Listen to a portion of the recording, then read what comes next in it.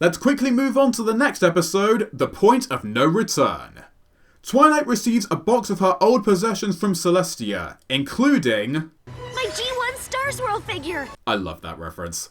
Also included in the box is a library book that she borrowed when living in Canterlot and forgot to return, and so she sets out with Spike to finally bring it back. This episode is the latest and last to be penned by Gillian M. Barrow, and her swan song episode is a worthwhile one. Probably the strongest aspect of it is a feeling of nostalgia that it carries with Twilight returning to her former home, and the story making callbacks to the very first episode of the series.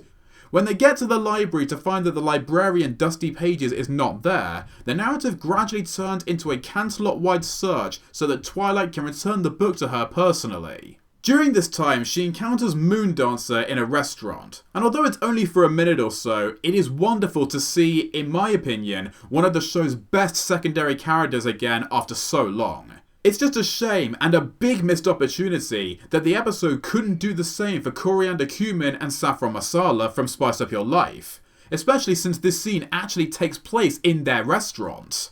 The search continues and forms the bulk of the second act, where Twilight and Spike finally find Dusty Pages enjoying life in a retirement home, with no plans to return to her previous job. Seeing our lead characters moving from one place and one activity to the next provides an amusing series of moments, but it also makes this middle portion feel rather repetitive and drawn out.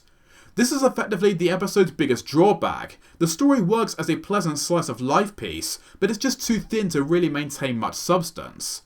However, a conversation and realization from Dusty to Twilight helps drive a surprisingly effective and resonating message, reminding viewers that perfection objectively does not exist, and striving to always achieve it will never leave you truly satisfied. Overall, The Point of No Return never aims to be anything special, but succeeds as a simple and charming episode, which I would say is probably the best way to describe G.M. Barrow's writing style.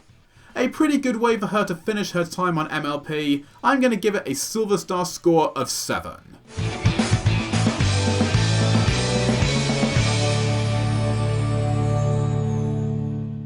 So that was my quick review. As always, I'd love to know what you thought, so please be sure to let me know in the comments. And until next time, thank you all as always for watching, and keep shining on, every pony!